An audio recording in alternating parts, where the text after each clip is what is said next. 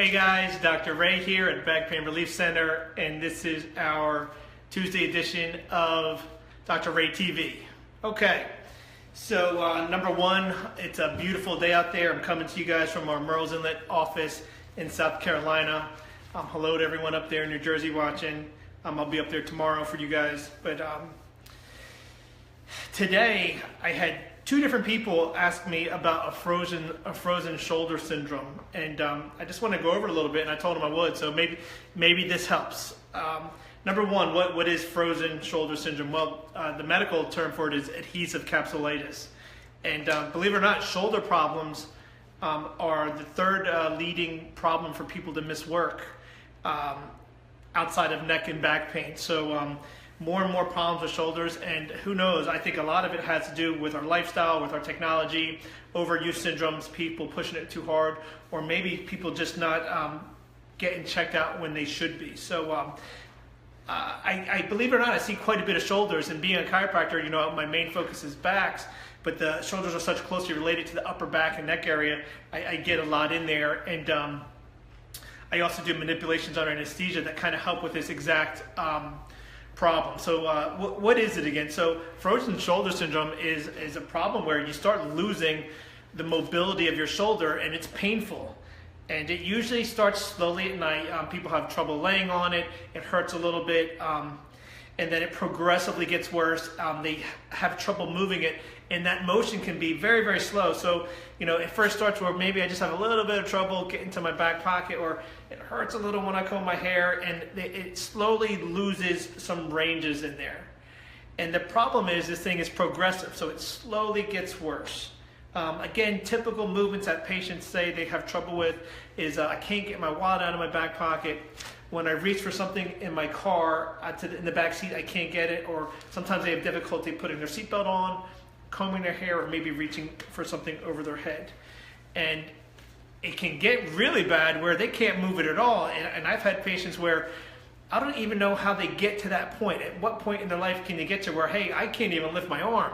And I've had patients with very, very limited range of motion. And they're the extreme cases, but they all seem to start right from this, this slowly progressive, painful loss of motion.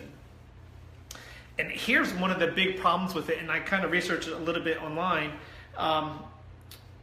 This can take up to 2 years for it to get better. So if it goes untreated, they say, you know, they're not sure why you get it, and there's a bunch of theories out there, but it can take 1 to 2 years for it to go away, and that's an awful long time for you to not be able to use your shoulder.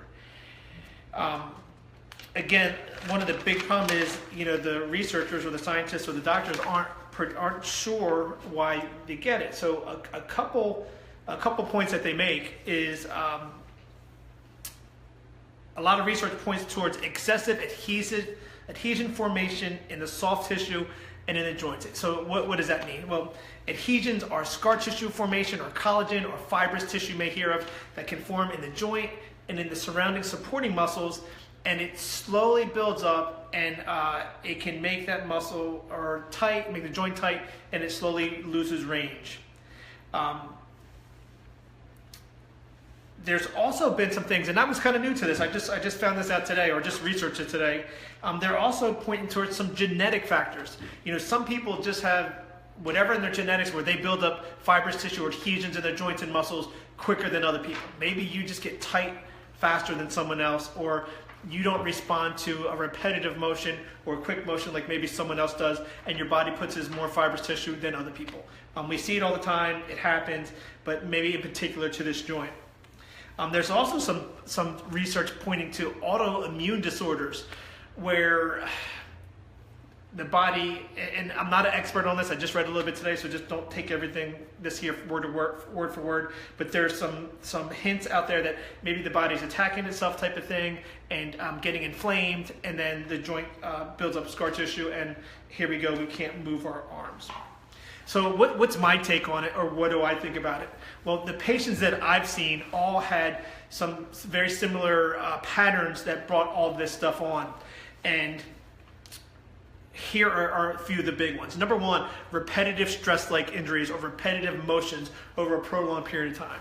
Especially you guys up there in Vineland, there's quite a few people that work in the factories. Duran Glass is one that off the top of my head. And they do the same thing day in, day out. So they're packing bottles or they're packing glass all day. Their arms are moving all day in and out. Or maybe they're reaching one way or they're reaching one way. And we do it every day, and we've done it for the last 5 years or 10 years. And what happens is when we have a repetitive stress to a joint, the muscles in the joint glide a certain way day in and day out, and it builds up friction. Your body doesn't like that friction because we're doing the same thing day in and day out. And it deposits collagen down through there, or fibrous tissue, or scar tissue, whatever you want to call it, to stop the friction in the muscles and in the joint. And when that builds up, it just tightens the capsule up around the shoulder, it tightens the joints up, and we begin to lose that motion. So repetitive stress type jobs or repetitive stress type injuries are one thing that I see quite a bit. The next thing I see is people that have had shoulder surgery, and the orthopedics did a great job at what they said they were going to do. They fixed maybe a rotator cuff, or maybe they fixed a labrum or something, and they sent you to physical therapy, and you didn't complete your physical therapy. So that's another big one. I had a prior shoulder surgery. I didn't finish my physical therapy because I felt good. I didn't have time, blah, blah, blah, whatever it was. That physical therapy following a surgery is really important. And it's really something that should be followed through the whole time until recovered, because one of the things that it's doing, it's stopping from that adhesive formation from building up. So prior to a surgery, the joint's tighter around that shoulder and it doesn't move quite right because we're building adhesions in there, and that can lead to it. The last one, or typical, is injuries. Repetitive injuries and you never got it checked out. So, and it can be from weekend warriors playing some sports and hurting themselves, or it can be from professional athletes or amateur athletes at that point. And they get injuries, and I'm kind of one of those people where, I've hurt my shoulders a million times, I never went and got it looked at, and they get tight. Well, with some people, if you keep on re-injuring the same joint, you get that adhesive buildup,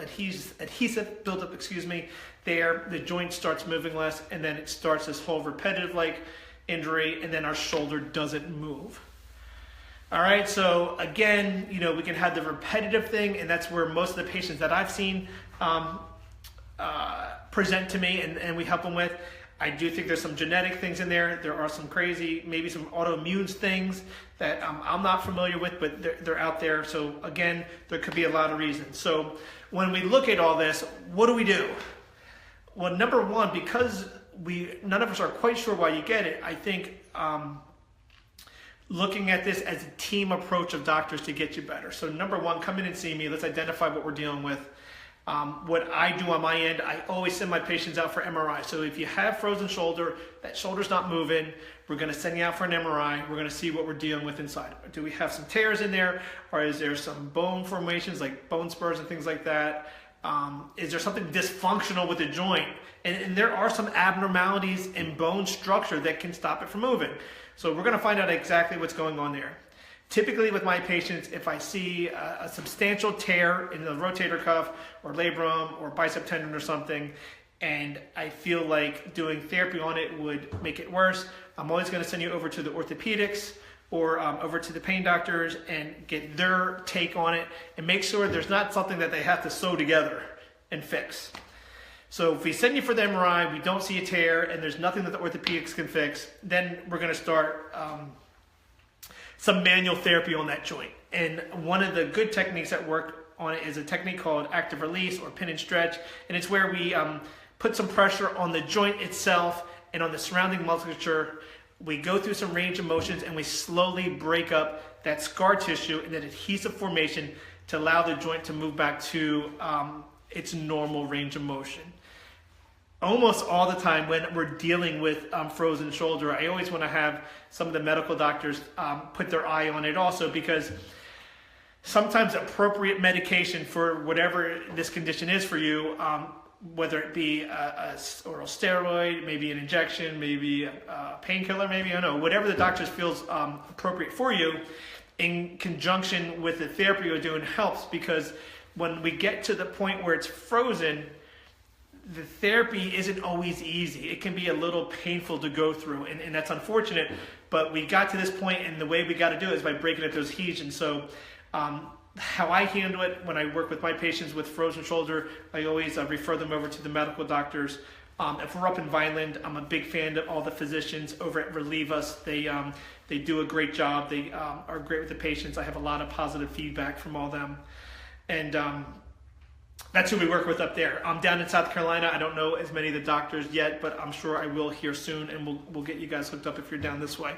But a little appropriate medical supervision along with some manual therapy helps. So the manual therapy, how long does it take? Well, everybody's different. If we catch it nice and early and we just lost a little bit of range of motion and a little pain, sometimes 2 or 3 visits, we loosen it up and you're good. If it has progressed and you've ignored it for a little while and we've lost more range of motion, that 2 or 3 visits sometimes can move up to a month or 2. Again, everybody's different. Everyone has a lot of factors of why it's not working, but I hate to give you that big of a range, but it can be from 3 visits, up to 2 or 3 months, depending on where we're going. Now, with me and my patients, if we start creeping over a week or 2 and we really want to get this thing better, one of the procedures I perform and have a huge success with it and really are regaining range of motion with this is manipulation under anesthesia. And what we do that in a surgical setting, and they apply, the anesthesiologist and all the people there at the surgical center get you all prepped up. They put you to sleep for, it's about 15 or 20 minutes. And when you're asleep, I break up all those adhesions and loosen all those muscles up to bring back that range of motion. Huge success. Frozen shoulder is probably the highest success rate we have with the manipulation under anesthesia. So for me, if my patient starts tagging along or our care gets, looks like it's going into over a few weeks or a month or so, and we're not pointing in that right direction, then that's what I'm going to recommend is an MUA or manipulation under anesthesia for it. But if you're happy with the way things are going and we're slowly making progress and you feel like it's working, then we don't need to put you to sleep. We'll just keep on working on it. Say our manual therapy doesn't work. So you come to see me, we've identified it, there's no major tears. You don't want to be put to sleep from manipulation under anesthesia. The manual therapy that I do in my office is just too painful for you. My suggestion at that point is let the medical doctors take over. Maybe they give you injection in there, maybe they give you appropriate medication. I know the orthopedics have a few different procedures that they can do to unlock that shoulder. It may be a little more invasive than what I would do, but it's all good. Remember, this is your body, and whatever's out there to get you better is what we'll do to get you better. I don't put myself first. It's always about you, and there are the different ways we can get you better. All right, I hope that helps a little bit. I'm trying to look at my notes and see if I have anything else about what it is. That's kind of overall picture of it. So if you do have it, we can begin to loosen it up through some appropriate therapy, appropriate medication, some home exercise, and get this thing back to its normal position. All right, if you have any questions, comments, concerns, please message me on Facebook. I respond to everyone. You can also reach us at our websites, backpainrc.com, chiropractic.com, and I think we're going to have a new one here soon, but I'll let you guys know that in just a week or 2. If you're interested in manipulation under anesthesia, and you can go to New Jersey chronicpainrelief.com. Again, that's New Jersey chronicpainrelief.com, and you can get some information there. All right, guys, I hope that was helpful for someone out there. Again, if there's any questions, just let me know. And everyone have a great evening. We'll talk to you tomorrow. All right, bye-bye.